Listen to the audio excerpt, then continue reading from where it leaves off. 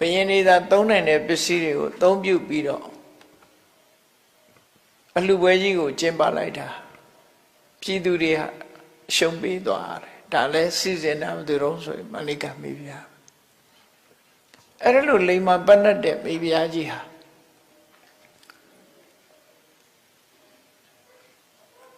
အမှားတစ်ခုသူကျွလွင့်မှုပြီးတော့ဘုရင်ကြီးကိုလှည့်စားခဲ့တယ်အဲ့ဒါအတွက်သူကယူကျုံမရ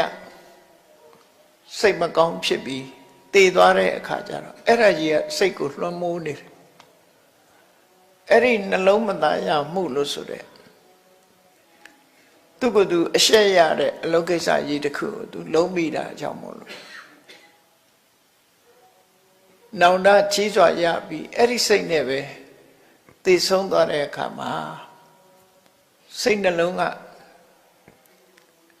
ဒီမရွှင်လန်းမနဲ့တည်သွားတဲ့အခါမှာအဝိဇ္ဇငရဲကျသွားသေးတယ်သို့တော့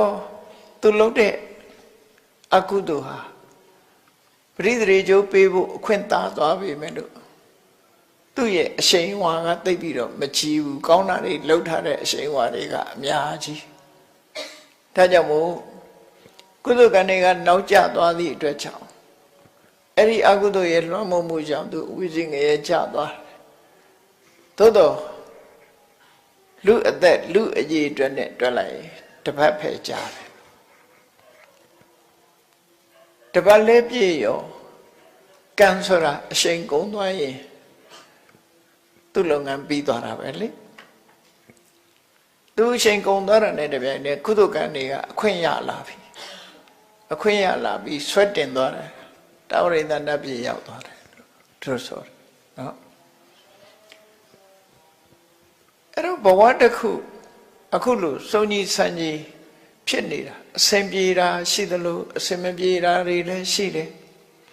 ဘဝမှာဘယ်သူမှသာဝရအစဉ်ပြေနေတာလို့မရှိဘူးမြတ်စွာဘုရားတောင်မှအစဉ်မပြေတဲ့အခါရှိတယ်ဆွမ်းမစားရတဲ့အခါရှိတယ်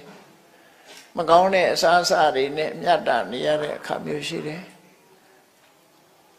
လူတို့ရဲ့ကြီးညိုလေးစားမှုကြိုးဆိုမှုကိုခံရတဲ့အခါရှိသလို